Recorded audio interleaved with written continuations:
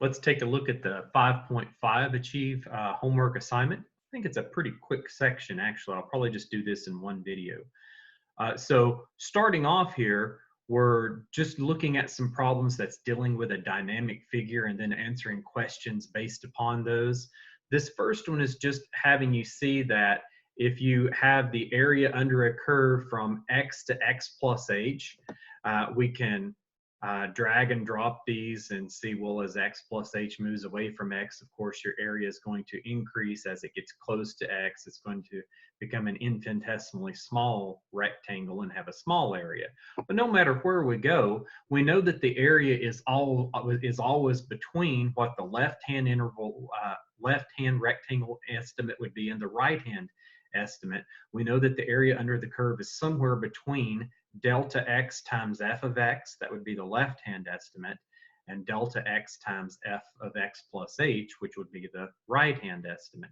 So that's what they're trying to tell you here in this video. You probably should go ahead and watch out the video, but since you can watch the video, I'll go ahead and pause it and move on to the next one. Again, remember, all you have to do is hit play and you get credit for watching the video, but it's probably wise to go ahead and watch it. Now, the corresponding question that they're asking there says, identify the true statement regarding to the area for the curve shown in the range of h values accessible in the movable points. So for this change in x, which we're calling h here, we're trying to represent the area under the curve. So clearly as h increases, the area under the curve increases. Let's see, for the first one, it says the area is displayed as always approximately h times f of x plus h minus f of x. No, that would just be the area at the very top, the f of x plus h minus f of x. It'd be that area. It's not the first one. The area displayed is always approximately f of x, that's the left-hand height, times f of x plus h times the right. You wouldn't multiply the left-hand height times the right-hand height, so it's not the second choice. Third choice, the area displayed is always between h times f of x and h times f of x plus h. Exactly. All it's saying is that the area under the curve is between the left-hand rectangle estimate, which is the base, h units wide, times the height, f of x, the left-hand height. That would give you an underestimate, or the right-hand estimate, which would be h times the f of x plus h. You can see that's your two rectangles that you see here. The lower rectangle would be the left-hand approximation, and the higher one would be the right-hand approximation. And we know the areas between those two. Absolutely the third choice there. We check that and it allows us to move on to the next question. Next question, still based off of this dynamic figure. It says that because f is assumed to be continuous, what is true when h is small? Okay, when h is small, let's make h small. When h is small, well, notice as h is small, your area becomes negligible. So the smaller h is, the smaller your area is going to become. Let's see, f of x plus h is almost equal to f of x. Well, yeah, the right-hand height becomes pretty much the same thing as the left-hand height. Let's see if it allows us to choose more than one. Well, the first one makes sense. Automatically the second one is wrong because the first one makes sense. What about the third one? F of x plus h is almost equal to f of x times h. Well, no, the height is not going to equal the area. F of x times h would be the area. So the third one's horrible. The fourth one, f of x plus h is approximately equal to the slope at f of x times 8. No, it's just the first one. So we'll choose that one and move on. Yes. Number 4. So number 4 is another one of these that's using a dynamic figure. In this dynamic figure, it says that we can drag the movable point across the x-axis to change the position of the area shown. So let's see here. In this case, my movable point x1, I can change that value x1 x all the way from x1 to x2, and I can see the area of any rectangular approximation under this curve starting at x1 going until x2. Okay, after we're doing that, it says if the area of a thin rectangle is used to approximate the change in the area, then the change in the area would be approximately what? Well, okay, so the base of the rectangle has to be some arbitrary change in x. The height of the rectangle is my function f of x, so it has to be the change in area is the height times the width. It has to be f of x times delta x. It's not the slope times delta x, and it's not just the height. It has to be the third choice there. So we'll choose that third choice and move on to question 5. Question 5, it's saying when f is increasing, what is true about the change in the area? Well, if your function's increasing, you know that the area is increasing. So the change in area has to be increasing. That's this one right here. Boom. Now, I think that's the last of those dynamic figure questions. We get to questions where we have to do some work. The problems in this section, though, are relatively short, though. So when I was looking at this first problem, here was the work I had to explain my thought process in it. So I had the integral from 3 to x of u to the 4th with respect to u. So whenever I was thinking about how to do that, I went ahead and said, let's get that a little bit more clear. There we go. I went ahead and said, I'm going to integrate from 3 to x of u to the 4th. Now, this is not one where we're taking the derivative of the integral where those two cancel out. We have to literally integrate that. So the integral of u to the 4th was u to the 5th over 5. Now I'm evaluating that from 3 to x. When you plug in the x, you just get x to the 5th over 5, or 1/5 x to the 5th. When you plug in the 3, we know we always subtract the lower limit. 3 to the 5th power is 243. So I get 243 over 5 for that second term. Go back to this and I'll say, well, I have 1/5 x raised to the 5th. Sorry, that x to the 5th is not in the denominator. X raised to the 5th. And then our second fraction was minus 243 over 5. Should be our answer. We check that answer and it says correct. Now, let me go ahead and make sure this stays up there and doesn't disappear until I want it to. There we go. All right, so now for number 7 here, it's asking me to integrate from 0 to x the sine of 9u du. Well, we know the integral of the sine function is the negative cosine, since the derivative of negative cosine is positive sine. So I integrate the trig function to get negative cosine of that angle. We always divide by the derivative of that angle. So I divide by 9 there. And remember, that only works when the angle is a linear function. We had 9u to the 1st, which is linear. So I divide by 9. And now I'm evaluating from 0 to x. Well, when I evaluated x, I just replaced the u with an x, and I get negative 1/9 cosine of 9x. We always subtract the lower limit of integration. The reason I put a plus here is because it was minus a negative cosine, which is going to be plus a positive 1/9 cosine. But then when I plug a 0 in for u, it's just the cosine of 0. We know the cosine of 0 is 1. So my final answer here is just going to be negative 1/9 the cosine of 9x. Oops, I have a bad habit of not getting out of the denominator when I put fractions. Cosine of 9x. And then we have plus 1/9. Final answer. Now for the next question here, I'll look at, and it's going to be the integral of the exponential function e to the 5u from 3 to x. We know the integral of any exponential function is that exponential function. Then we have to divide by the derivative of its linear exponent, 5. Evaluate from 3 to x. when you evaluate it at x, you just plug the x in, you'll get e to the 5x over 5.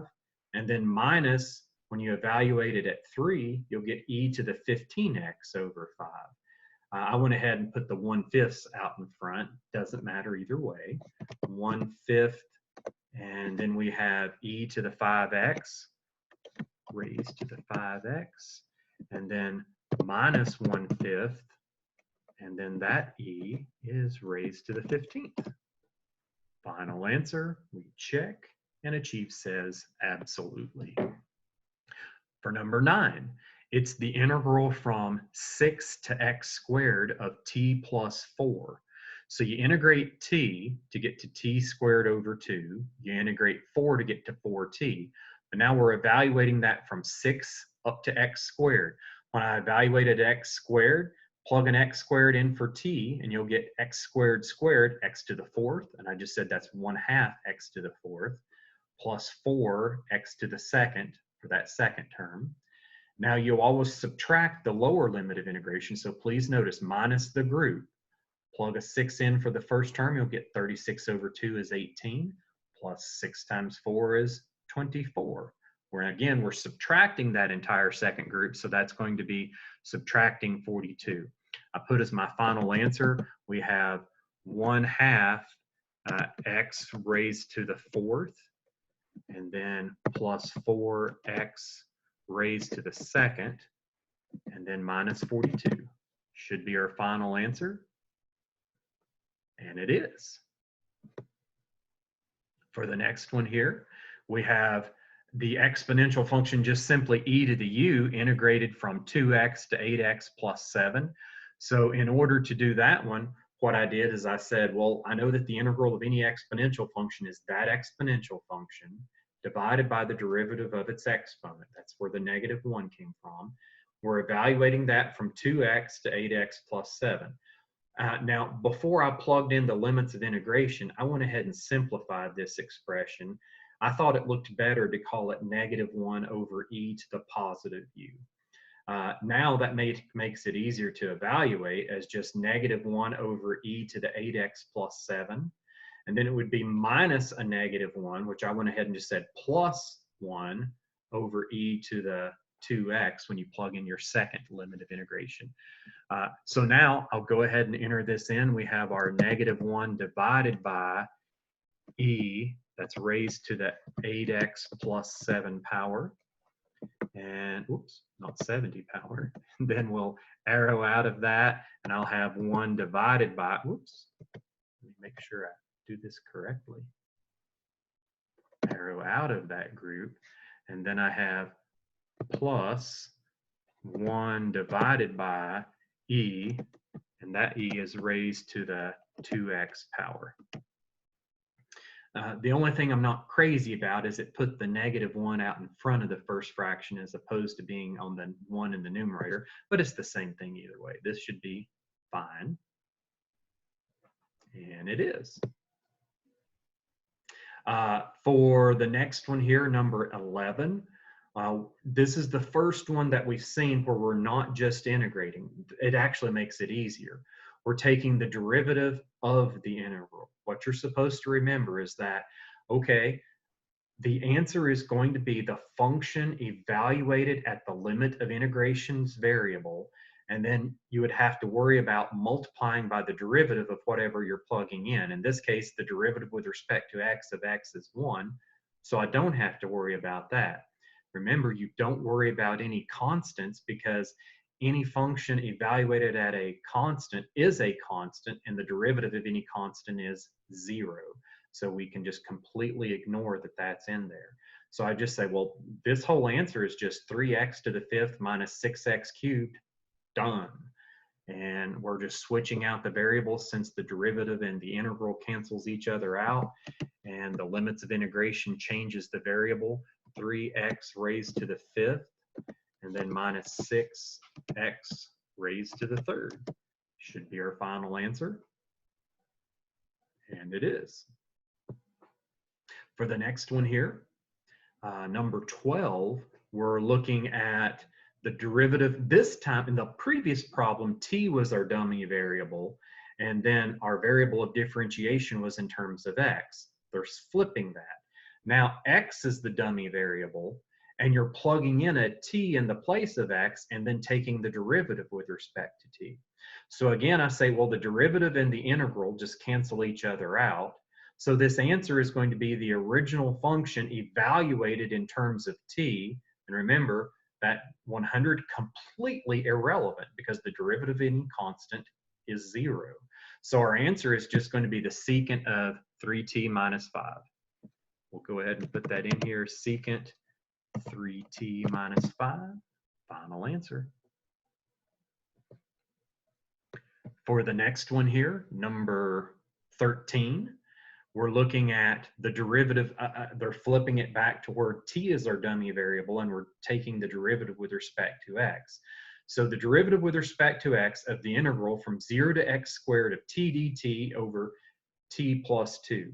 Now, the difference in this problem is that my limit of integration is going to have a chain rule derivative with respect to x. It's not simply the derivative of that is not simply 1. So I'll plug the x squared into the place of t in the function. So I'll get x squared in the numerator. Remember, the dt is just telling you what you're integrating with respect to. So I'll get the t becomes x squared in the numerator. Then my denominator is going to become x squared plus 2.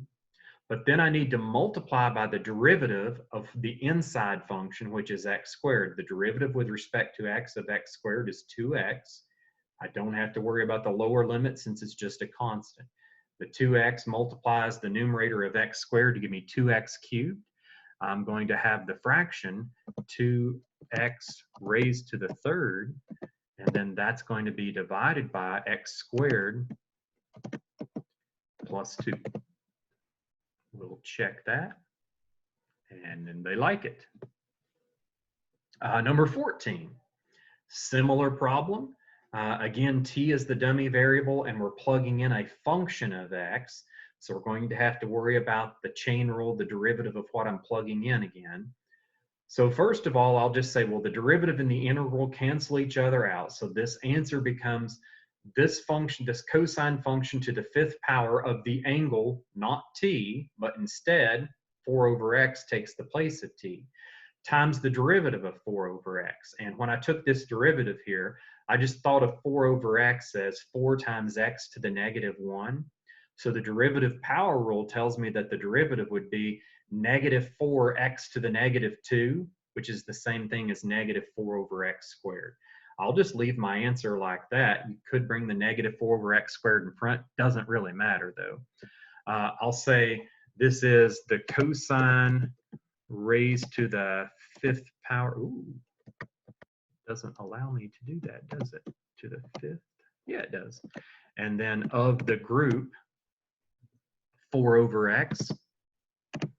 So I have cosine to the 5th of 4 over x. And then on the outside, I'll say I'm going to multiply that by negative 4 over x squared. Just like that. Ooh, I need to fix that. Negative 4 over x raised to the 2nd. That looks better. Now I'll check that answer. And they like it. Up next here, we have the derivative with respect to x of the integral from negative 3 to the cosine of s of u to the 5th with respect to u. Okay, so the derivative and the integral do, again, cancel each other out, and I'll be left with the function on the inside evaluated at the limits of integration. So I'll have the cosine of s raised to the 5th power. S's and 5s look so much similar. That's the cosine of s to the 5th power. And then times the derivative of the limit of integration I had to plug in. Well, the derivative with respect to s of the cosine of s is the negative sine of s. Again, I don't have to worry about the lower limit of integration because it's just a constant. Derivative of any constant is 0. So my final answer here, I'll have that cosine of s raised to the 5th power. I'm going to go ahead and start that off with a parenthesis and say it's the cosine of s, and then I'll go to the outside of that group and raise that group to the 5th power. So cosine of S, all raised to the 5th power, that's good. And then times the negative sine of that angle S. And that should be fine. I'll check that answer, and they like it. For the next to last question, number 16.